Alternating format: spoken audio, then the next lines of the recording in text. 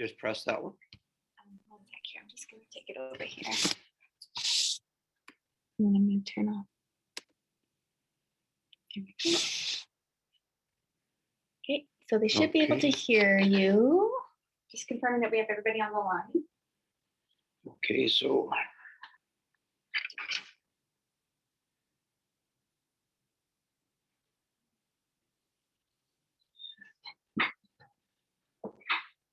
all right.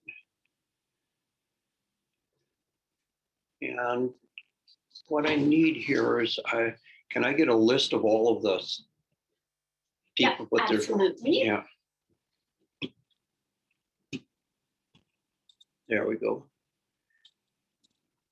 That worked out really well because that way I You could see the hands. Yeah, I Yeah. can.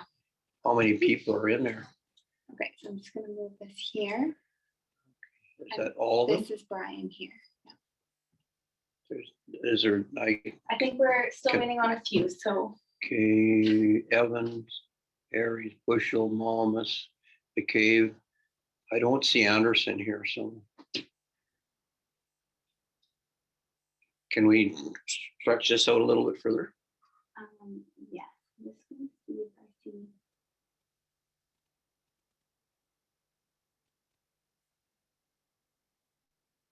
We're still missing a couple, so I don't know if you want to just hold on a few minutes before we start.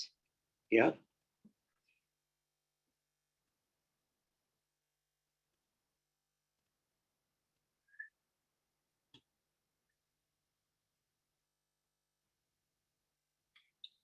Okay. Yeah. Short.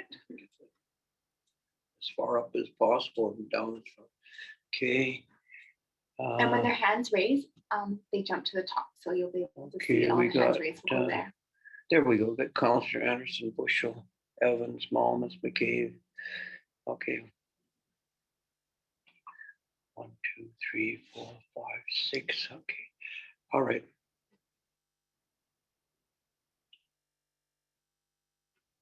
Hey, when you're ready, you can. Are we ready to go? Yeah, let's roll, and I'll just keep working here, making it. And how do we get off of mute? You should be off of mute. And how do I go on? Can I to get a mute? thumbs up? Can everyone hear all right? Yeah, great. And we got that one. And how do I go on to mute? If you needed to mute, it's down here. I can assist if you need. Okay. All right. All right. Can everybody hear me? Okay, we're good to go. I can see all my counters on here. Mr. Parliament, you all right? Brian, can you hear me? Brian, got in there? Okay, good. Yeah. Councilor Aries, Very good. Okay, we're going to reconvene the regular council meeting at 5:07 on January the 12th. And we've just come out of in camera, so we're going to resolve into the committee of the whole. Recommendation that council resolve itself into the committee of the whole at 5:07. I need a mover on this. Councilor Evans, seconded by Councilor Aries. And I can see all you councilors now, so except Councilor Malmus, I can't see Councilor Malmus. Okay, anyone opposed? I'm not seeing any hands up. Okay, so we're into the meeting. Thank you. For people that are online, so this is the very first meeting that we're completely gone virtual on. So I'm doing this and sharing this out of the computers in my office. All right, so right off the bat, Evan, can you introduce Brian, please, to council, and we'll look forward to his presentation and report. Evan, Thank you very much, Mr. Mayor. you're So on mute. He's Am not I? on mute. Sorry, Evan, that's my fault. that's okay. Thank you very much, Mr. Mayor. As you know, council, we awarded the RFP to Scott Builders back in the fall of 2021. And working alongside with us, assisting us, is Brian Marr. Brian is from Calgary, and he has been shepherding the DOS as we move through this process of site acquisition, conceptual design work, construction drawings, etc. And so tonight, Brian has a brief update on the Shuswap Healing Center and the work that's been done since we last talked in the late fall, just before Christmas. I'm pleased to announce that there's been great work done by our architect and Dr. Aveen. And we've had some very engaging conversations with IHA, which I can talk about later, when we do move into this new facility and what that means in bringing on IHA services and hopefully some funding. So with that, I will allow Brian to start. Brian will go through the presentation, and then we'll open the floor to questions from both council and the public. Thank you. Thanks, Evan. Your Worship, Mayor Rios, and members of council, members of the public, and staff of the DOS, thank you for this opportunity to join you at council today. We wish you all a happy new year and a prosperous year in 2022. At this time, we prepared a short PowerPoint presentation, which we think will be informative in a format like this, where we're not able to all meet in person. Jennifer, do you want me to share it, or do you guys want to pull it up? I can share a screen if I get control. I think it might be easy for Sarah just to pull it up. She's available and can do that right now. Sure. That works for you. You can just tell her next slide when needed. Okay, perfect. Yeah. So if you want to just play the presentation, then is good, and we can just hit the presentation if you want to start. We just have it as a PDF, Brian. Oh, you only have this PDF? Okay. Okay, so this is a progress update. As you're all aware, members of council and some of the members of the public may be aware, this project's been ongoing for quite a long period of time. And now that the project is moving forward in a more tangible way, our goal is to present regular reports to council and the public in conjunction with the DOS management. So this is the first of our reports. The next slide is just an acknowledgement that we'd like to make, that this land is where the project is being developed, is the land that is the traditional territory of the First Nations people, and in particular the Splatsin. And we acknowledge with respect the diverse histories and cultures of all Indigenous peoples of British Columbia. So as part of the development of this project, on the next slide, we took into account the Live More, Live Well strategy of Sicamous that was adopted by council. And this strategy takes into consideration critical and interconnected roles that envelop the culture of the DOS, social, economic, natural, and the built environments.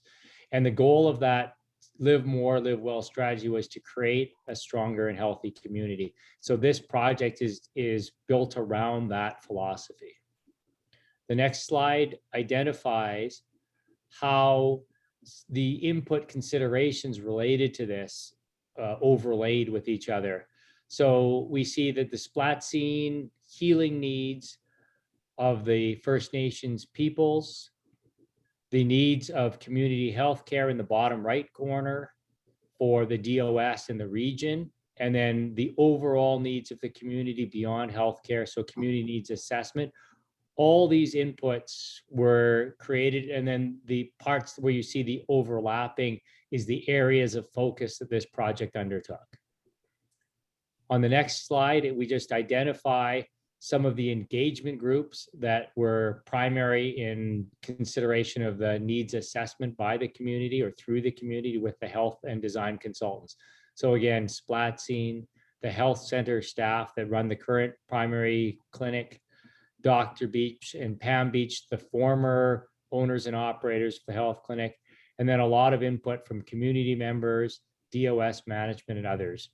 So that is the groups really that were part of the community outreach and the management outreach. what came about from that is a programming document. And on the next slide, this is a very high level, and it's not intended to show you the specifics in this slide, but it shows you in general the size that we're expecting this building to be. So the primary care wing of the building, this is where the community health aspect that's currently in Finlayson Place that is going to be relocated and expanded. It's roughly 7,700 square feet, and these are round numbers. And the programming was based on that prior elements of the needs assessment we covered off. So then the next element beyond the primary care wing, there is a health and a healing environment wing. If you want to just, maybe you can blow it back down just to the regular size.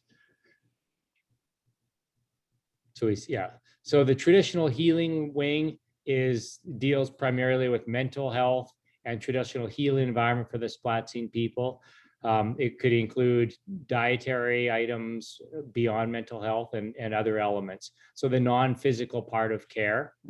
We've also included for two, I wouldn't call them residents, but hotel accommodations for staff who are visiting. So if a doctor who is a specialist is visiting from out of town, coming from Kamloops or coming from Kelowna or coming from Vancouver, wherever these people might be coming from, if they're only there for a day and they don't permanently reside, this gives the opportunity for them to stay in the community, do their work, and not have to leave at the end of the day. It's an attractive way to get the best and brightest for healthcare consultants and providers. So this is not intended, though, to be long stay residential, nor is it for patients or any kind of patient care. The next slide then just continues on with some of the programming environments. The community space. So this is envisioned as a large shared community room to be used by the community at large, and it would be used for different events, whether it's a community Christmas party or an art event, and it will also interact with the environment outside, and we'll get to that shortly, but park space that we envision, so it could be inside outside space. Beyond that, what we call the common areas is the circulation space, restrooms, mechanical rooms, those types of elements, which bring the total of the building to roughly 15,500 square feet. And this is a single story building. This is how the project's intended to be built in its first phase. So after that, what comes, and this is the part we're moving into now as the development team with Splatsine and the DOS, is the visioning. So really what this is about is, what do we dream this project's going to look like and feel like? How is it going to interact with the community? How will it inspire the people living within the community? And do we have the courage to put behind us some of these old sentiments and old ideas where the First Nations and the DOS were traditionally maybe operating in separate silos to bring it all together under one roof and one community? And that's what Truth and Reconciliation is about. So the next slide talks to the visioning goal. So I'm going to read this one verbatim because it's very important. Fundamental to the project design is a deep understanding of the interrelationship between the people, the community, and the program requirements and the land. Only by fusing these elements into a singular whole will the vision of the healing center be achieved. And that is the intent, is to bring all these ideas, all this programming, all this communication, the needs assessments, and the culture of the district of Sicamous and the culture of the Splatsine people into one overarching project. That's our goal, and it's a lofty ambition, but we believe that we can get there. The next slide. This just details some of the elements that are being considered as part of the visioning. And I won't get into the detail, but basically it's a diverse group of ideas, which includes the environment, which includes truth and reconciliation as cornerstones, and then the programming and the needs and concerns of the DOS community. So those are elements of the visioning. The next slide starts to address now more detail as we hone in on the project. So considerations that were important were programming for Main Street. We know where the property is. at 200 Main Street. I know that there was an open house in a town hall that dealt with this. The project site is about 1.5 acres, and it anchors one end of Main Street. So the accessibility of the site, what's happening around it, the functional considerations, geography, and the size of it all are coming into play. And in particular, park space, landscaping, and the other buildings and residential and commercial properties around it are all being considered. So the next slide starts to look at some of the other items, the downtown revitalization strategy, which is a strategy that is a longer document that details Main Street improvements and how the community and the DOS are expecting planning considerations to be involved and addressed. Some of these planning considerations are looked at in the next slide. And they deal with parking, they deal with landscaping and the presentation of the project interacting with the street. How do vehicles park there? How do we celebrate the history of Sycamoose? Do we have pedestrian friendly or bike friendly access?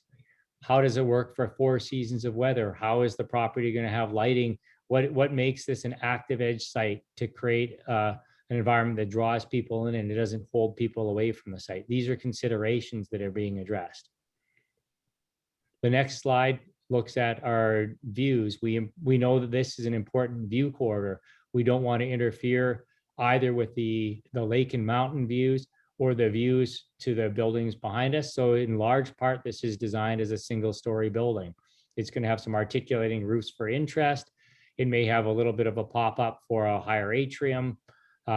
These are the components, though, that the view corridor is important. Shadow lines, what happens when the sun sets? How does it get treated? The next slide starts to look at how does the building conform to the site. So what this is not a building design. This is starting to identify the programming relationships. How are the different components, the important elements of the building going to orient on the site? So the parking naturally wants to be more on the east end. The park is wanting to be on the south end or the green space and anchor closer to the lake and more of the community, the beach front and community amenities that already exist. The community space logically wants to be beside that so it can interact with the park. The medical clinic and the healing center want to be close to the parking. So if you have a disabled or older person, they don't have a long walk. And then the lobby is, of course, the entry point. We want to be able to have it easily accessible from the parking as well as the lobby. So these are just programming considerations of how the building is going to orient, keeping in mind not only how the individual pieces interact with each other within the building, but how do they interact with the community and the park and the green space. So those are the programming relationships that are being explored by the architect and consulting team. The next slide addresses, very important to everybody, is the landscaping. So how is the community going to be addressed in outdoor, indoor space? We want to have landscaping treatment in public trees, active public community space. So right now it's a green, empty field. Is there a better use for it that's going to create more activity? Could it have more park? Could it have benches for picnic? Could it have playground? Could it have water park? Could it have a place for public art or market? We don't know these elements, but all these things should be looked at and considered. Is there a public art component? So this is what the next step in the community engagement for the outdoor space, I believe, is that DOS is going to hold a number of consulting groups and public hearings related to what happens on the west end of the site, the part that's not going to be occupied by the building or the parking lot.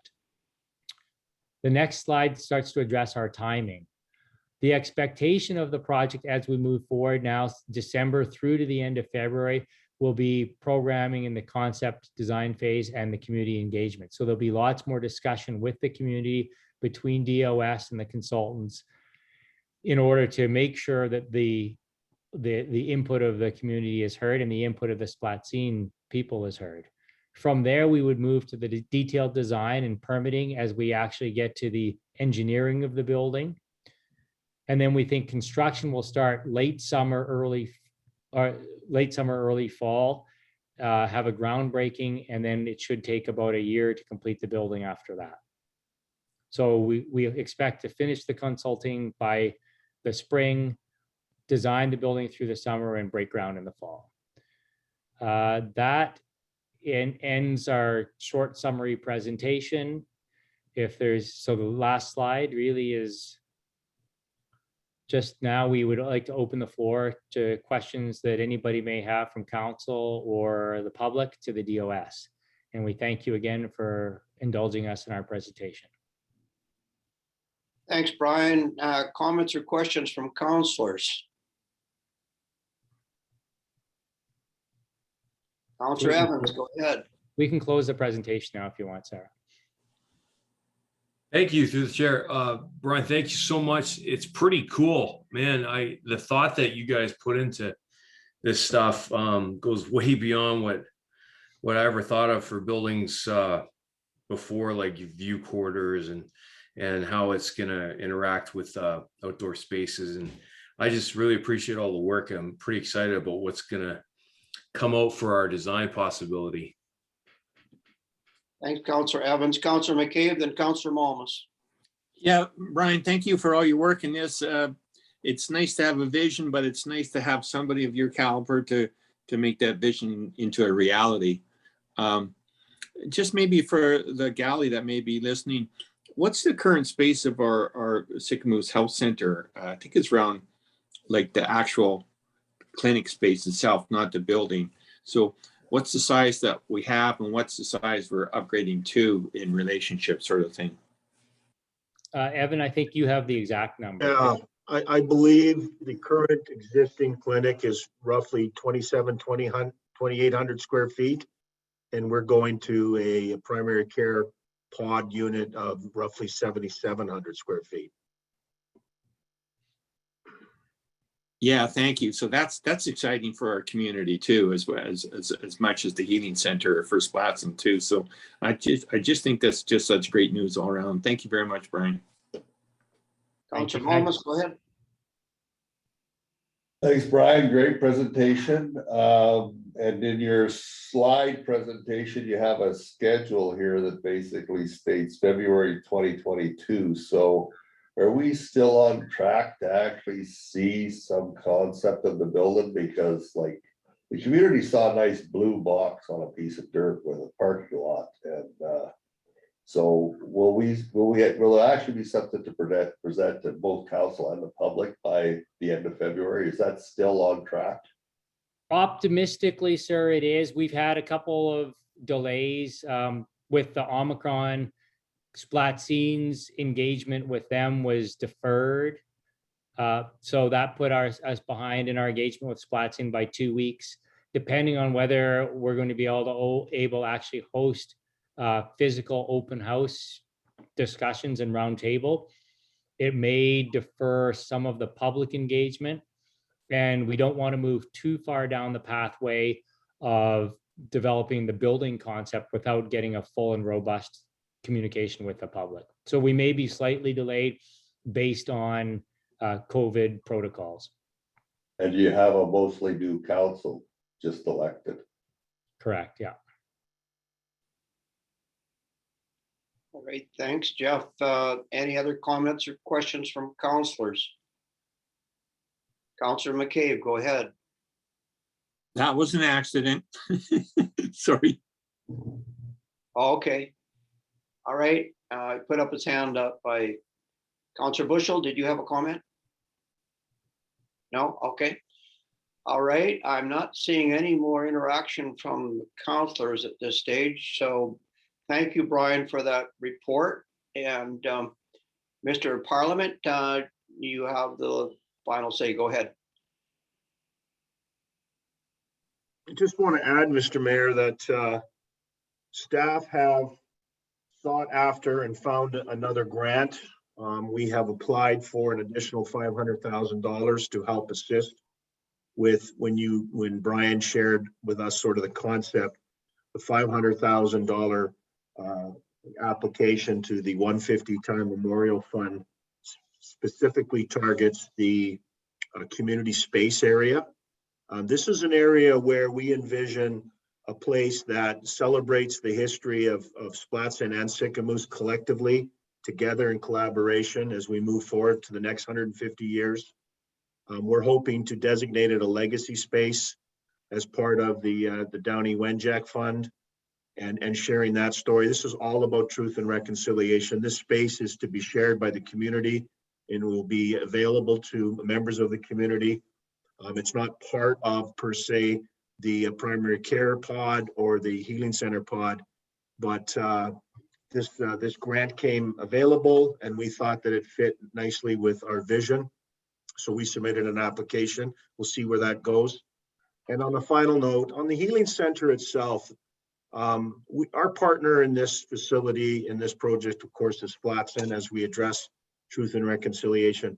The healing center is available to Indigenous and non-Indigenous people. We don't discriminate who comes into this building. This building is available to anyone. We are targeting traditional healing as part of that healing center pod, but the non-Indigenous community is more than welcome to participate at their own fruition and their own will. We are hoping that this facility is universal and diverse and welcoming to everyone. That's again, hits on the hallmarks of truth and reconciliation. So we will have another update in a month as Brian's team prepares more and more detailed drawings. But we thought it was a good time to start off the new year with an update. Thank you. Thanks, Evan. Brian, did you have a final say? Yeah, I just wanted to clarify too, on the size of Finlayson Place at 2,800, that was really based on one provider, Dr. Beach, and the DOS already has more providers to address a growing demand. The reason why the Finlayson Place was so small is it was really a private family practice, and now this is going to be a community healthcare clinic. So that's just in case somebody in the audience was wondering why it's so much bigger now. Thanks, Brian. Any other comments or questions from counselors at this stage? All right, thank you, Brian. Thank you for the update and look forward to the next update. Thank you very much. Stay safe till then. Thank you. All right. He's checked out. Yeah. All right, so we're moving on to 5C, the administrative update, capital projects. Daryl, would you like to comment on the capital updates at this stage?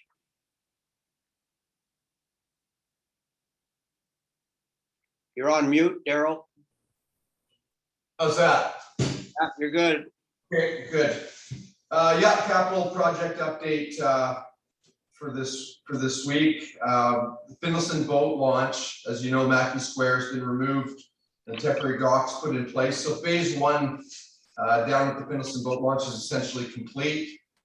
The next steps for that project are to do some planning and design options, and that will commence as early as tomorrow. I've got a meeting with the Slatson Development Corporation tomorrow morning, and we're going to start getting some designs, a couple of options to look at and bring before council. The Owlhead Mountain Bike Trail, we had a meeting right before Christmas. It was a good meeting with Shuswap Trail Alliance. We went through all of the, I guess, all the regulatory requirements being asked from provincial parks and trails. They're very familiar with that process. They've actually invented some of the checklists and some of the things that are needed. So they've committed to working with us on that. We are paying into that organization every year, so it's nice to have a little synergy with them. So they are putting together a work program to get us through some of the hoops. I've given them the okay to get started on that, and Marcia Bennett from the province is aware that we're working with them. She's happy about that, and it sounds like we've got a lot of boxes checked on that project. So I'm hoping we can hit the ground running pretty early in the spring on that and get going. The bridge, if you haven't noticed, the bridge isn't quite complete yet, but we're working on it. I had a meeting yesterday with the bridge people. They're pouring the approach slabs on Friday and Monday. So there'll be 2 pours scheduled. The cold weather the last week kind of prohibited any concrete going down. They're planning to do 2 pours Friday, Monday, and that'll take care of the concrete. We'll let that start to set up. It'll need to get to 70% strength. So probably a week or so to cure. In the meantime, they have work to do on the parapet on the side, and they're starting to work down below. And they need to get that riprap in place and get the work done underneath, because the fish window will close on them at the end of February, but they are saying that they're comfortable. That's enough time. We've extended this project quite a bit, as you all know. We've got an arrangement with the landowner that lives just adjacent to all the construction activity, and we've had to extend our agreement with them. So I've got an extension to the agreement in hand, and I thank Jen for that. She turned that around in 1 day or less. And so I'm going to get that extended, and it looks like we're going to get this concrete, these 2 pours done, and we'll have the surface done in probably 10 days from now. Don't quote me on that. Playground and beach park, that project is essentially completed. The builder's completing some small defects that we found through the walkthrough. We've got a few little things to do, like reinforce the pergola that's been put in. There'll be a small rail put in on the top western wall from the lookout position. We've got a playground pre-ordered. There's a small walkway that's going to be it's going to be incorporated in the plan, and it'll go from the building to the existing trail system. Speaking of the trail system, that is also part of the bigger picture. In the spring, we want to enhance the trail system through the beach park. There is a small $20,000 grant that I'm going to be submitting by the end of the week. It closes, and I've got my numbers in here today. So we're going to try to get a little bit more funding so we can do some more work on the trails there. Also with the beach park, as you know, SASCU has been so kind as to suggest Sicamous as a location for some artwork. They've gone through a process that's involved some of our staff and some of the counselors. The artwork has been selected. I've got a meeting with the contractor just to hammer out some details and see if we can get some permitting and archaeology permits and approvals in place for them to make that go a little quicker. It really leaves the only thing up in the air with that whole project after all of those things will be the solidifying of a plan for Wi-Fi in the beach park. So I've got IT looking into the Starlink option, and we're going to make a decision on that. The wastewater treatment plant is scheduled to be commissioned for March. It's kind of hit the wall in the last month because of the weather. The piping is all in. We're ready for the thaw whenever that happens, and we'll get the filter actually installed and then the electronics commissioned. So March is the plan for that. And the other pressing one is the Kerr culvert replacement. We've been back and forth with DFO. We're in the process of getting the permitting in place for that.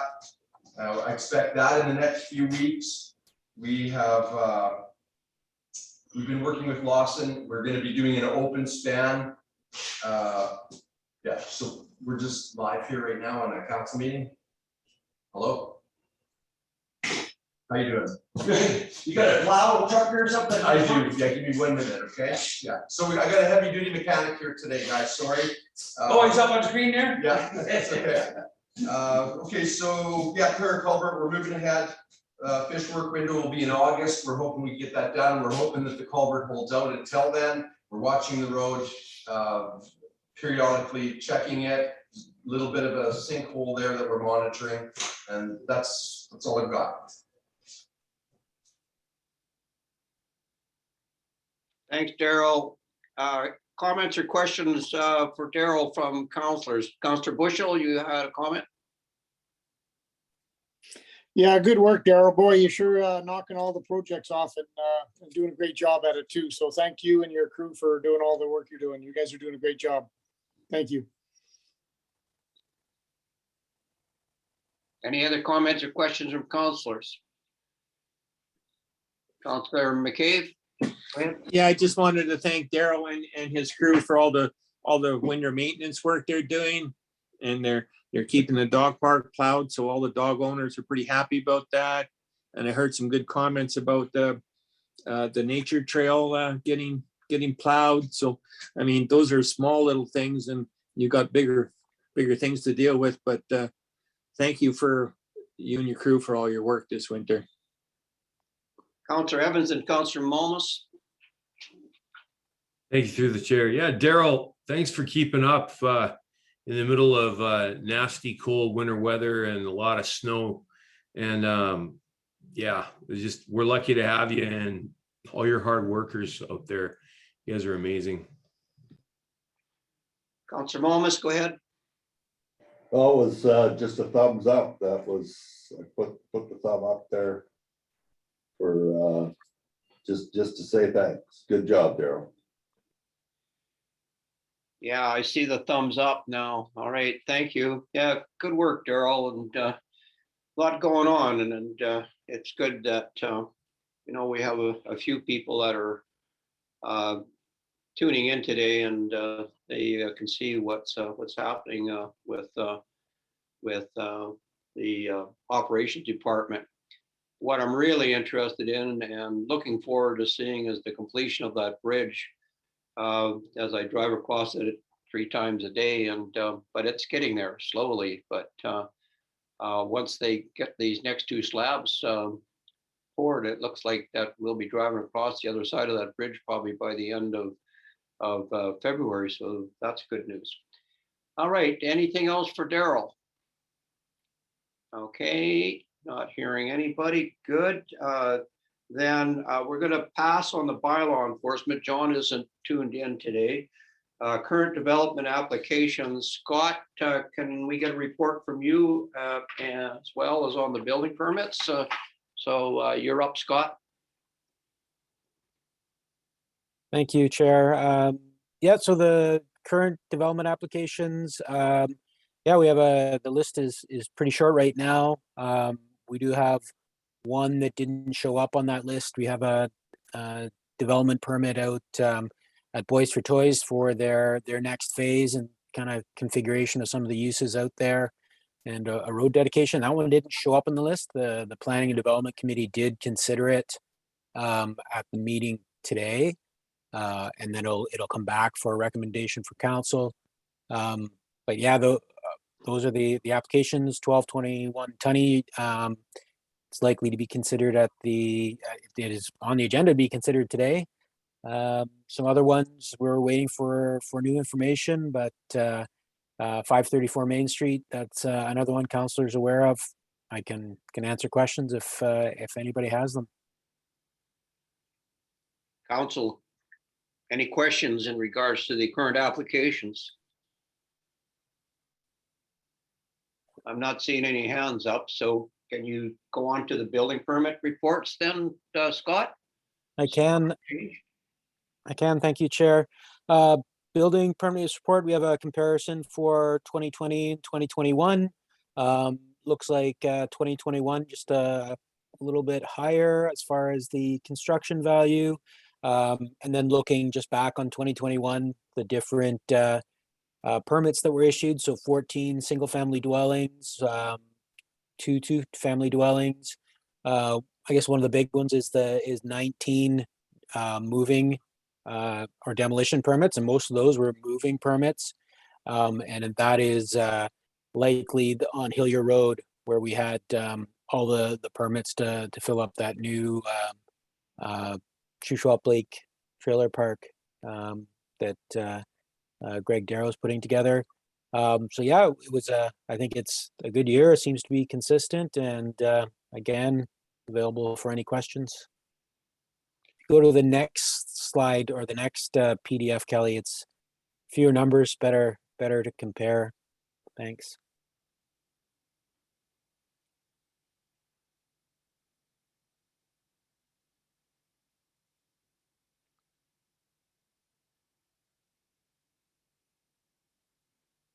All right. We've gone from 11 million to 13 million. Is that right, Scott? That's right. All right. Quite a change from one year to the next. Once again, I think this is really constructive when it informing the people that are tuning in tonight as to the amount of things that we got going on and the increase in construction. Councilors, do I see a hand up? Any comments or questions? Councilor Bushel, go ahead. Yeah, through the chair. Thanks, Terry. Yeah, Scott, great job. Yeah, you can see a great increase in permits from 84 to 110. And looks like, you know, with all the goings on with real estate and our assessments, you can tell that our assessments have all gone up because everybody's buying property here. And I've spoke to a gentleman today who's had multiple offers on a commercial piece of property. And yeah, so it's looking good for Sycamoose in one way, and we can get some affordable housing for our staff, and which is coming together really well. Yeah, I'm really looking forward to this year. It looks like a good year. Thank you. All right. Any other comments or questions from councilors? Am I seeing any hands up?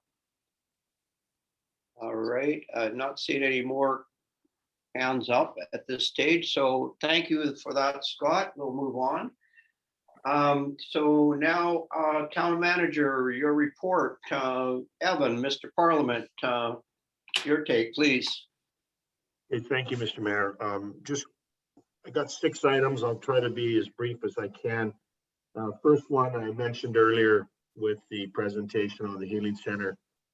The district has started some discussions with IHA and their plan forward. They are very intrigued and interested in our new facility, but also on what this community health center model looks like moving forward. Both Kelly and I will be meeting with them to talk specifically where Sycamoose fits in with their primary care application to the ministry, on how the nodes of Salmon Arm work, how the nodes of Vernon work in this area, and where Sycamoose sits in terms of primary care and our community health center. We, as you know, run an unsanctioned community health center, which means simply there's no provincial funding for operating. And we're hoping to transition to a sanctioned community health center where we can not only get support by IHA, but also increase services to the community and fill that 7,700 square feet for primary care and fill that 1,800 square feet for the healing center for different services and referrals. Met with and talked to Eagle Valley Senior Citizens Housing Society last week. We talked about the access issue. There is, as you know, interest in both Questview and the dentist to share access on what we deem appropriate as we develop 417-425. They were pleased to see that. We will be writing a letter to that effect. Which access we use, we may use both, is yet to be determined until we see the final design with Habitat for Humanity and Eagle Valley.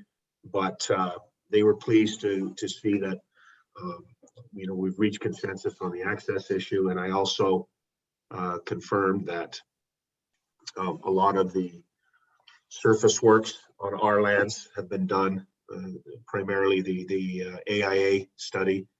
It's the Archaeological Impact Assessment Study. So minor geotech work has been done. And then, of course, the snow hit. But Eagle Valley is chomping at the bit to get going. BC Housing is watching this awfully close because they simply want to get housing units online in 2022 across the province, because we have obviously a national housing crisis, but it's really inflated in British Columbia, as you know. So they're really pushing Eagle Valley to get those units on board. And we're going to do everything we can in addition to our Habitat for Humanity. We signed an MOU with them, Habitat Humanity, as council knows, which simply means now we can start the discussions on what that parcel will be developed out, how many units, et cetera. So we're gonna have more information on Habitat for Humanity project as the months follow. Canada Mortgage Housing Corporation has put out a call. Submissions are welcome to the end of January. That's the deadline. It is a housing accelerator program or rent to own program. They want to hear from local governments on what we're doing to address affordable housing, attainable housing, seasonal housing, etc. They want to know what kind of land you have, what kind of partnerships you're looking at. I've been talking to Bill Miller from Habitat, and we are going to submit a proposal. It's not an application for funding. What it is, it's a pre-qualification process where you submit your name, the District of Sicamous, your partner, Habitat, and others. It could be a non-for-profit, it could be the Housing Society. And we basically outline our supply of land, whether it's public or private. And we identify our housing needs. And I believe the number is anywhere from 250, 260 units of attainable housing is needed in Sicamous. So we're going to submit that. It's a pre-qualification. Hopefully we garner some interest from CMHC. Already mentioned the 150 Time Memorial Fund. Don't need to repeat that. I've sent out a draft MOU to the Yarmalloy Group, who are the primary landowners on Finlayson. And the MOU is basically saying that the district and Yarmalloy Group would like to sit down and talk about the future plans of those properties as it relates to the highways, as it relates to Finlayson access, density, zoning, etc. We're waiting word back from the proponent on when our next meeting will be, but so far there seems to be a deep interest to move that vacant parcel forward. There's lots of things to solve. It's still early, but an MOU is just a non-binding agreement that two parties mutually agree to sit down and work out the issues. And on a final note, I received word from the CSRD that the 2022 Sicamous Recreation Center budget is going to be discussed on January 26th. Staff will be attending, but we have been forewarned that there's going to be an increase. That concerns us for two reasons. It's no surprise because our bid to run the rec center was the low bid and it was rejected. And now we've been told that the private company that received the bid is obviously asking for more money. We don't know how much more money, but we're very concerned because right now we enjoyed years and years of a roughly $225,000 contribution to the CSRD through requisition, where the local non-for-profit ran the arena. So we are very concerned to see what is being proposed for 2022. The District of Sicamous continues to be surprised that a small arena would be outsourced to a private company. And I know council is going to be watching that closely. And if anyone would like to attend that meeting and be part of that, I will be addressing it through the staff member and notifying him that we're concerned. And again, I don't know what the number is, but council, you're well aware of the issue and we're watching that very closely. So with that, that concludes my report for tonight. Thank you. Thanks, Evan. Comments from councillors? Do I see any hands? Councillor Bushel? Yeah, thanks to the chair, Terry. Yeah, Evan, I'd like to go to that meeting for sure and do some homework before we go to the meeting. So I'll touch base with Kelly and we'll get some budget numbers, previous year's budgets and operating expenses, and we'll go through them and be ready for that meeting. Thank you. All right, any other comments? Yeah, the rec center is a bit of a concern based on what took place in the past. Anyway, we look forward to having that conversation. Councillor Malmus, I see your hands up. Go ahead. Thank you through the chair. Yeah, but if it's allowed, I know you're not, I'd like to attend that CSRD arena meeting as well. All right, we've got two members and anyway, we'll keep you informed as to when that meeting is going to take place. All right, Any other comments or questions from counselors? Okay, thank you for that report, Evan. Once again, just shows you how busy we are. Okay. Strategic priorities. Is anybody, counselors, do you wish to discuss any one of the strategic priorities at this particular stage? Go ahead, Councillor Malmus, you're up. Thank you through the chair. A couple things. We, in the Planning and Development Committee, we were talking about the flood mitigation, and the staff has found some funding to do a section. We have to get a Class D. There's a little work left to do, but the staff has informed us at the Planning Committee that somewhere January 25th is when the date opens for funding for flood mitigation. And so they assured us that they're going to be ready to submit an application on that behalf. So hopefully we could get some start to our seawall. The other thing is I'd like to congratulate the election of Doug as the new Doug Thomas is the new chief of Splatson. I reached out to him, and he's busy, as you can understand. There's only one other counselor that made it, Teresa Williams. The rest of them, I think, are mostly new. I don't know if they've been on council before or not, so he's got his work cut out for him. But I specifically asked him if I could have a conversation with him regarding our friendship accord and to address some things with the community forest related to Bill 28. So he's agreed to have a meeting with me sometime in the future after he gets his council up to speed. But again, congratulations to Doug, Teresa, and all of the council for Splatson. Thank you, Councillor Malmus. Any other comments in regards to the priorities? Okay. Then we'll move on.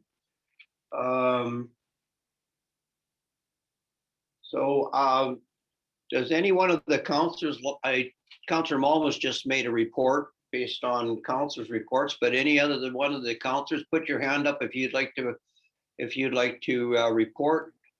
Councillor McCabe, go ahead. Yes, thank you.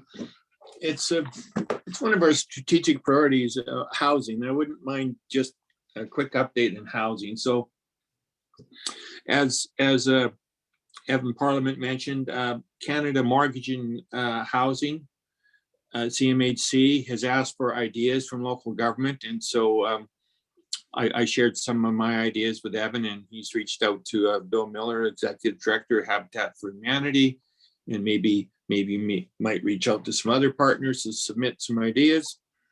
So that's good.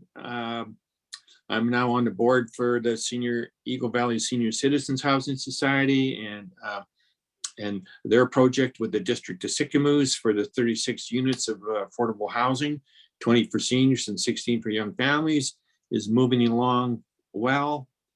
I'd just like to tell the audience that outside of being a counselor, I founded a new society in Sicamous Housing Society. That's not to compete with the Seniors Housing Society. It's to augment the demanding needs that Sicamous needs for housing.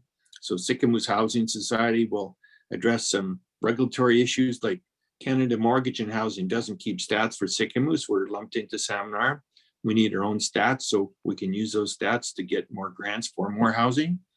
Same thing as BC Housing. We're lumped into Salmon Arm, so you can't pull out stats for Sicamous. And so I'll be talking Sicamous Housing Society will be talking about CMHC and BC Housing to start identifying Sicamous as their own community and collecting our own data for our community. Stuff like that.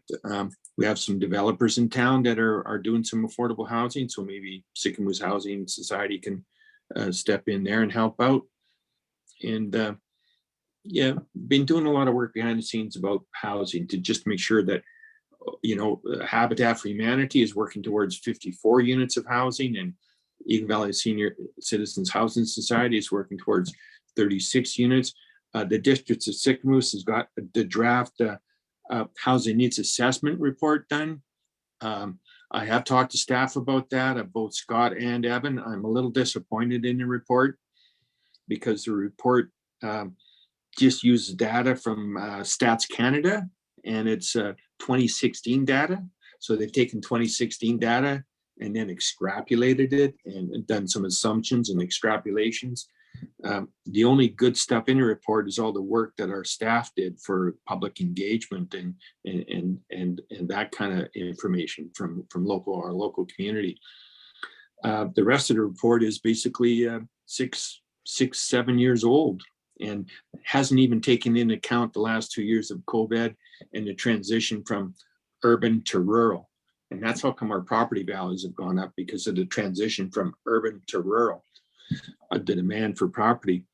So I'm a little disappointed in our housing needs assessment, but it's a good tool to use as we move forward to getting more housing. The report says we need 260 units. Like I said, that doesn't take into consideration accurate data. No data from BC Housing, no data from CMHC, because we're lumped into Salmon. So working hard on that. And that's my report. Thank you. Thanks, Malcolm. Counselor Evans, go ahead. Thank you. Just wanted tonight to do a shout out to the Legion. We have a wonderful group of people that every week the Legion provides free breakfast and lunch for kids at the high school. And I just wanted to really express our gratitude for that. It makes a big difference in those kids' lives to get those free meals. Thank you. Anyone, any other counselors? All right, I'll just report a little bit. I want to recognize the people that got elected with Spalatin. Not only did Doug Thomas become the new chief, but Teresa Williams has also been reelected. The rest of their council is all newly elected. Some have been councillors in the past, but I reached out to both Teresa and Doug and congratulated them. I also sent an email off to Chief Christian, thanking him for his leadership and all the work that he's done in his 7 terms as the chief of Spalatin in the past, and the work that we've done with him over the last 10 years. I'm also going to send out a congratulations to James Tama, who is now the chief of the Little Shuswap Band, as we have a communications agreement with all of the bands along the Shuswap. So he's the new chief there as well. So quite a few changes, and but made sure that they know that we're willing to continue to work with members of their staff and their counselors as well, and we'll continue to put together a committee with 2 of our counselors and 2 of their counselors in the conversation that I had with Doug Thomas. So that's interesting what's taking place, but that's what happens when the elections come forward, and it's obvious that they were looking for some change. So that's my report. Moving on, recommendation that the council, the whole, or the committee of the whole now rise and report. I need a mover on that. Councillor Evans, Councillor Anderson, all in favor? Carried, thank you. Okay, so Jen, is there anyone online that might have their hand up? Yes, there is. Deb, keep has her hand up. Okay, Deb, you have the floor. Go ahead, Deb.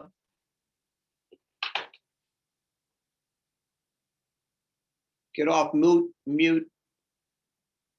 You're on mute. There, I'm There not you go. anymore. So anyway, I just want to say thanks for the great reports tonight. It's wonderful to hear about all the great things happening. But just a reminder that in the fall, I talked to you guys about my desire to give it one last shot at being judged with Communities in Bloom. So I'm assuming you guys are okay with that, since I never heard any nays in the fall. So I'll talk to Jen in the next couple of weeks about getting registered for Communities in Bloom for getting judged for this year and hopefully taking that five blooms. I also wanted to mention that Daryl, all the great things he's doing, he failed to mention that he just sent me a wonderful planting plan for the planters. They're going to be fabulous this year. So big thanks to him. All right, Deb, thank you. You bet.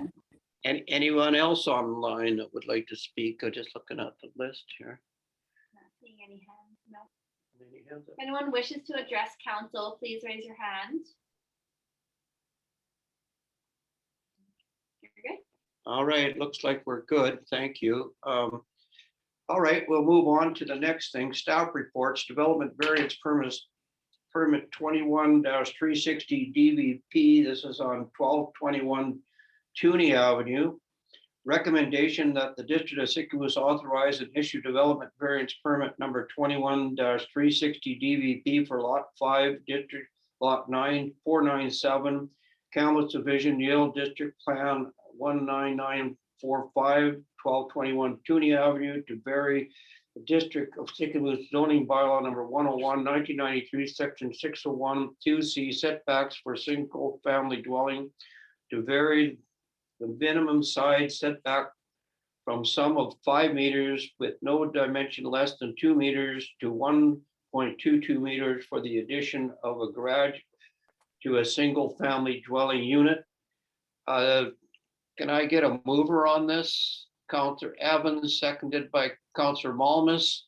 All right, Scott, give us a bit of a report. This was discussed today at the planning committee meeting, but maybe for the benefit of the gallery, you could give us a bit of a report. Thank you, Chair. Yes, it was discussed at the Planning and Development Committee meeting today, and they recommended that the District Siskamus Council authorize the development variance permit. It's to vary the setback of a side property line to 1.22 meters. Properties on Tooney Avenue. Here you can see the property outlined in red, and it's at that south boundary is where the existing carport is. They'd like to replace that with a 130 square meters, so 1,400 square foot garage. Here you can see property is designated low density residential, and it's zoned R1 and R2 single and two family residential. Here you have the variance permit. You can see where they're proposing to go back to 1.22 meters at its closest point. They may bring it back to 1.5 meters, depending on what they need to do for fire separation. Neighbor beside them to the north responded. They recommended approval. The neighbor to the south, we didn't hear from them, but we did send letters to everybody within 30 meters of the property. We also referred it internally. Again, the building inspector had some comments. If you're going to go down to less than 1.5 meters, just build to the BC building code with regard to fire separation required. No concerns from bylaw or engineering. Fire chief did have concerns with the separation, 1.22 meters. And then if you have another building next door to it, it could be hard to get fire equipment down that between the two buildings. Here you can see the existing garage or existing garage carport. We're going to replace that with a bigger structure. And then you can see it'll be closer to the property next door. There is a bit of room there to get through right now. But you can imagine if they built out close to the property line, you can understand the concerns from the fire department of getting between the two buildings. But again, it is a relatively minor variance, and it can be accommodated for fire separation with building materials. We didn't hear from the neighbors. Planning and Development Committee is recommending approval. Staff is recommending approval. I'm available for any questions. Any questions from staff? All right, I'm going to call the question. Is anybody opposed to the resolution? I don't see any hands, so it's carried. Thank you very much for that report. Scott. So we'll move on to the Thank next. you. Notice of motion, winter maintenance, AIM roads. There's a recommendation that council direct staff to write an open letter to AIM roads to address concerns regarding winter road maintenance in the shoe shop. I need a mover on this, Counselor Evans. I need a seconder, Counselor Aries. Counselor Evans, you want to comment on this at this stage? I have a lot of concerns regarding what took place here between Salmon Arm and Sycamoose the other day in regards to road conditions. I'm really disturbed over what took place there. Multi-crash, one person deceased and 6 people off to the hospital. I'm not quite sure if it's completely road conditions, driver error or whatever, but this just can't go on. We have to find some solution to this because it's disturbing when Murray McNeil phones me and tells me what just took place. And then of course the road was closed for like 24 hours. So Councilor Evans, you brought this to our attention. Your comments, please. Thank you, sir. I don't think that it's a surprise, and all of us probably feel the same way. There's just so much more I think that they could be doing in way of sanding and salting and just staying on top of it, because there's days where I've been driving and I've heard about these accidents and been driving myself or sending my wife off to commute to Salmon Arm preschool to work, and just looking at the conditions and thinking to myself, they should be doing a better job. More crews out there and more material to combat the icy conditions. And I just wanted to light a fire under AIM roads to say that they should be doing more. Okay, thanks, Councilor Evans. I agree. Councilor Malmas, then Councilor McCabe. Through the chair, thank you. Yeah, it's a bit disheartening, but I'm going to suggest that, you know, I've had to go to Salmon Arm and the roads were just as icy the day before. And these drivers of these semis, they used to be called professional drivers. Now I'm just going to call them drivers because, you know, I don't dilly-dally around. And if the road allows me to go 120, I'll do 120. But the road didn't allow that. But still, you find these big trucks with the power they got now, they're right up your butt, chasing you down the road, passing where they shouldn't be passing. So I don't think it's entirely AIM's fault, but in regards to the letter to AIM, I'm disappointed that the road was closed for actually almost 48 hours. And during that time, they could have went and cleaned the snow off the sidewalk so that the pedestrian side of that bridge could have been used, and they did absolutely zero to that bridge. Now, in 24 or 48 hours, they could have went out there and cleared that off because there was only the traffic going over to the other side of the channel.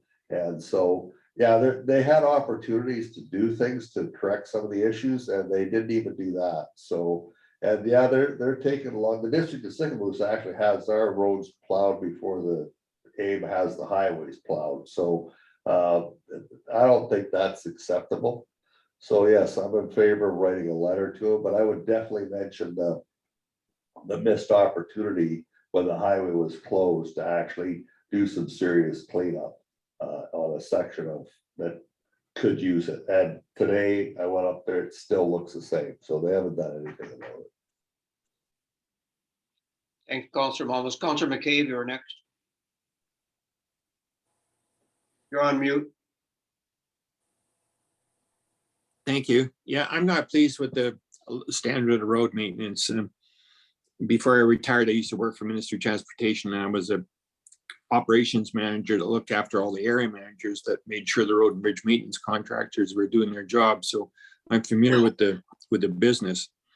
I think we should CC the road and bridge maintenance contractor, AIM, but I think the letter should go to the Ministry of Transportation, because complaining to a private contractor that is in it just to make money will get us nowhere.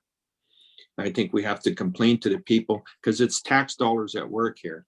So we should complain to the people who are in charge of the tax dollars, not the contractor that's avoiding spending money to keep our standard, to keep the standards up. So I think we should write a letter for sure, but I think it should go to at least the area manager, possibly the operations manager, who's the area manager's boss. And really, you know, it should actually go to the district highways manager, who's responsible for the highways in our area. We shouldn't complain to a private contractor who's just in it for money. We should complain to the people who are civil servants, government employees, who are responsible to make sure that these contractors are doing their job properly. So I suggest we send a letter to the highways manager and CC the road and CC AIM as a road and bridge maintenance contractor. So, Mr. Parliament, And there's more to blame than just the level of maintenance in the roads. Councillor Malmus had a good point with the semi drivers. So there's a BC Truckers Association. I think we should also send a letter to the BC Truckers Association, because you see people with dash cams. I had a semi try past me 2 days ago on a double solid in a snowstorm. Couldn't believe it. So I think we should send a letter off to BC Truckers Association as well and complain about the standard of driving of their industry, the safety concerns that their drivers are creating on the roads. yeah, that covers it. I think that's well suggested. Mr. Parliament, do you want to comment? I think you've got direction here as to what staff should do. Are you okay with what the message you've got? I think the Truckers Association for sure, the ministry, and I think AIM as well. So we'll leave it in your hands, and maybe you can, once you get it constructed, maybe send out a copy to the councillors, and we can maybe review it, and they can maybe give you some feedback. Councillor Malmus, did you want to comment again, or? You're on mute.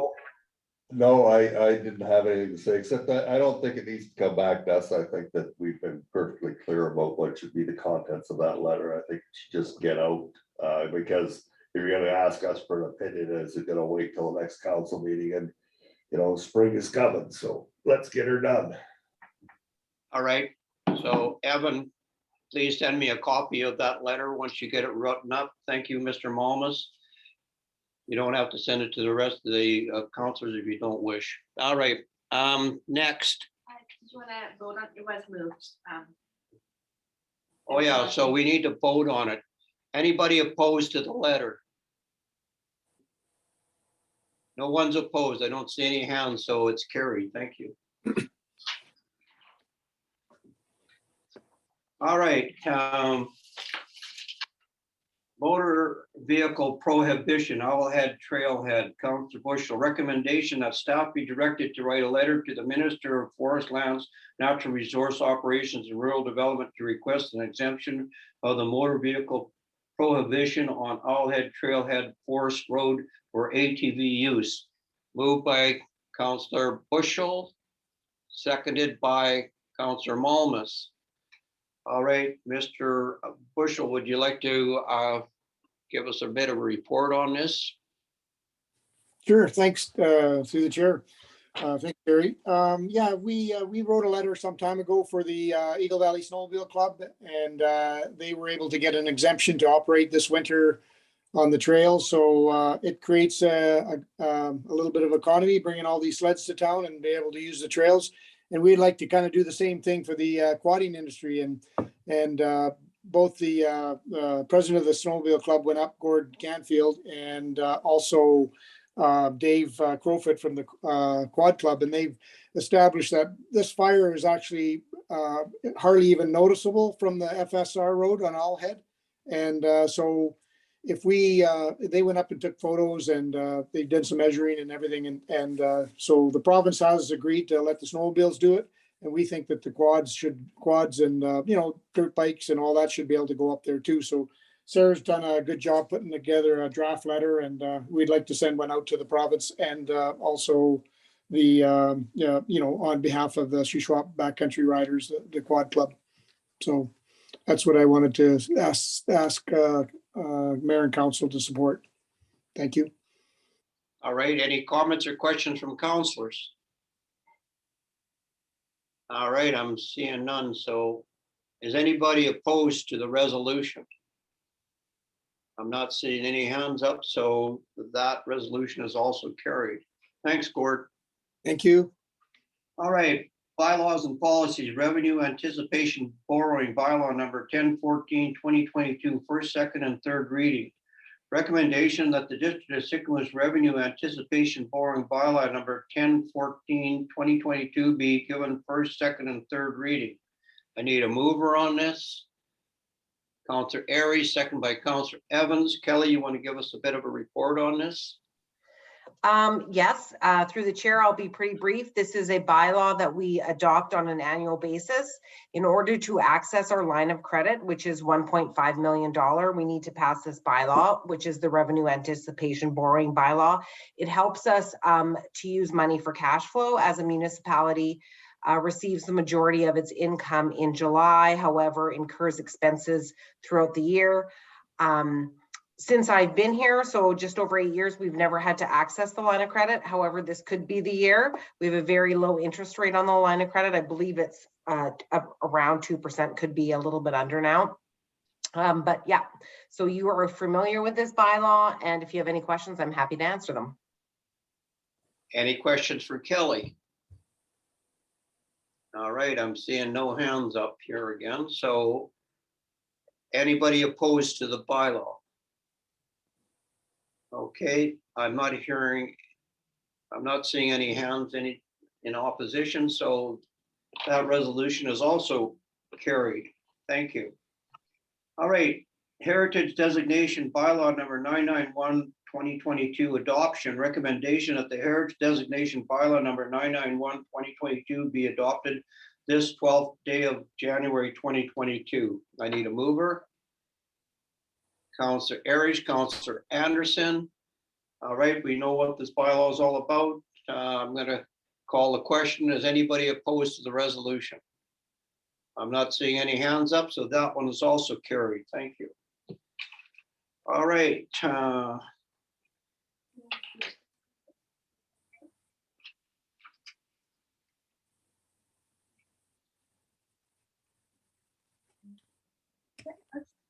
Correspondence.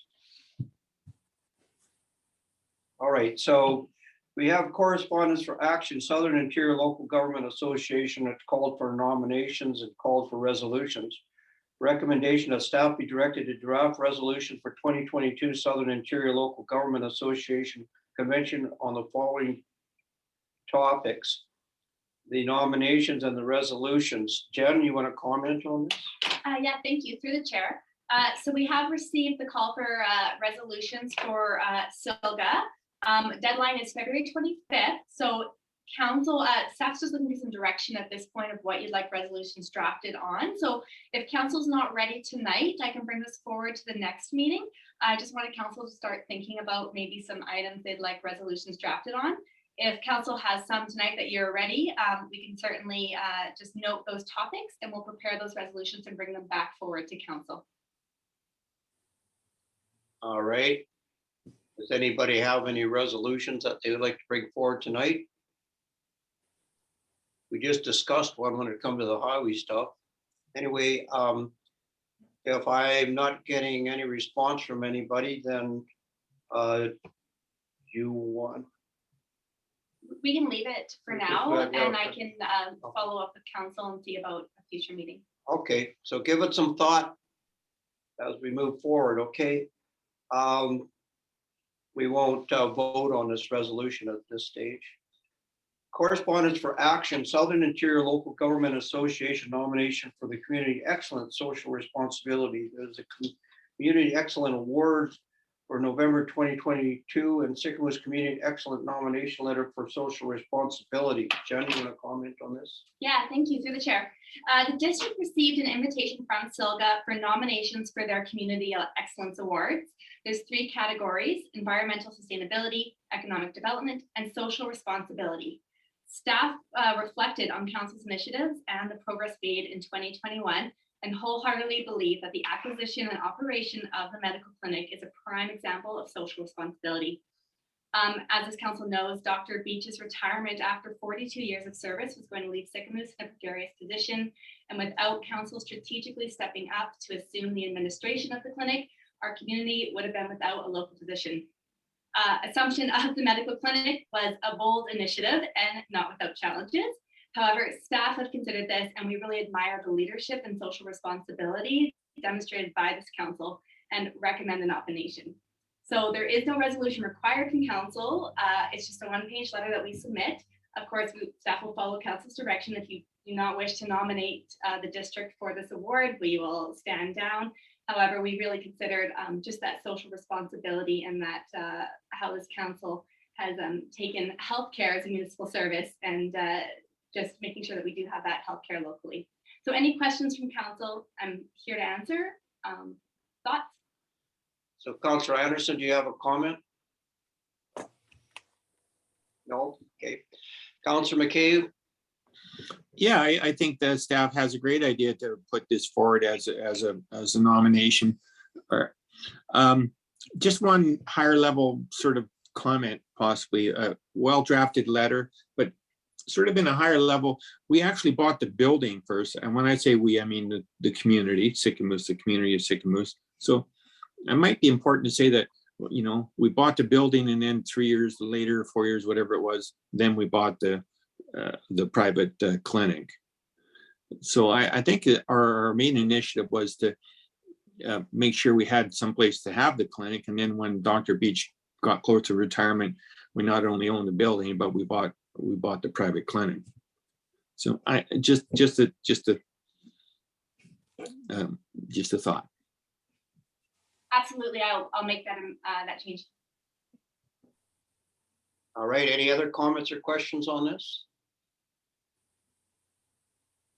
No, I support Jen and staff's recommendation. I think every now and again, you know, the hard work that you do, and if you get some recognition for it, I think, and this is a prime example of taking leadership in a community. So I support this 100%. So carry on. Okay. All right. So any other comments on that? Okay, hearing none, we'll move on to the next thing. Correspondence for action, Girl Guides of Canada. Recommendation that council approve the request from the Girl Guides of Canada and direct staff light the Sycamoose roundabout the color blue on February 22nd, 2021 to support girl empowerment in BC. I need a mover on this. Councillor Aries, Councillor Evans. Any comments on this? Kind of straightforward, eh? Yep. I'll go on Easy Rock and I'll tell the world that we can change the color to whatever they want when it comes to our roundabout. I got quite a few comments the last time I made that when we were commenting in regards to roundabouts between Sycamoose and Revelstoke. All right, so anybody opposed to the resolution? Okay, not seeing anybody, so that's carried. Guiding lights or correspondence for action. WildSafe BC. Recommendation that council direct staff to proceed with submitting an application to WildSafe BC for the 2022 WildSafe BC Community Program before the deadline of February 1st, 2022. I need a mover on this. Councillor Malmas, seconded by Councillor Bushel. Comments or questions on this? Straightforward. I'm not overly familiar with this program, so. Okay. All right, anybody in opposition to this? I don't see anybody opposed, so that is also carried. Correspondence, so we have a January 12th list. There's Force Enhancement in Society, Mayors of Peace, District of North Saanich, elected officials, maternity and parental leave, interior health, and Flynn Row, all head trail head emergency vehicle closers. Anybody want to have any discussion on any one of these particular? Councillor McCabe, your hands up, go ahead. Yeah, just on the previous one about the Wild Safe BC Community Program. So when we sign into that, I noticed in the letter, so staff's aware and council that we're committing to implement a Bear Smart program as one of the criteria. If you look down in the second bullet down there. So I guess we got to get a Bear Smart program going for the spring.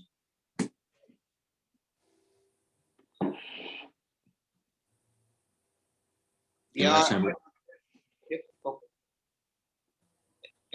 Did you have more to say there, Malcolm, or just that? No, that was it. Just, Okay. you know, when we respond and if in a positive way and we join, we're sort of committing to doing a Bear Smart program.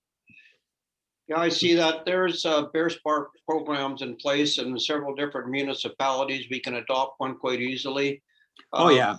I don't think that it's a bad idea because we are starting to get more and more bears in the community, right inside the community, and it wouldn't be a bad idea in order to have something in place. No, I support it 100%. I'm not against it. I think it's a great idea. And like, we can just copy other communities that program already exists. Yeah, it's not easy, not hard to do. All right, okay. Any other comments on the correspondence? All right, then I think we are almost at the end of the road. Yeah, so we are adjourning the meeting. So recommendation that the regular council meeting for January 12, 2022 be adjourned at 6:30. I need a mover. Counselor Evans, Counselor Malmus, all, anybody opposed? All in favor, let's see your hands. Let's see if you're all there. Okay. It's endorsed and unanimously. All right, so that's it. That was our first exercise in having a virtual meeting. You guys did a great job. Thanks to Jennifer for getting us through this. And actually, it went quite well. I was quite pleased. We have sitting in my office right now, I have 2 computers and 2 iPads and my iPhone, and that's what we needed to do in order to get through the exercise. Kelly, did you have a comment? Your hands up. I think she's clapping her hands. No. Okay, just clapping her hands. All right. Okay. Good night, everybody. Bye. I know. Take care. Thank you.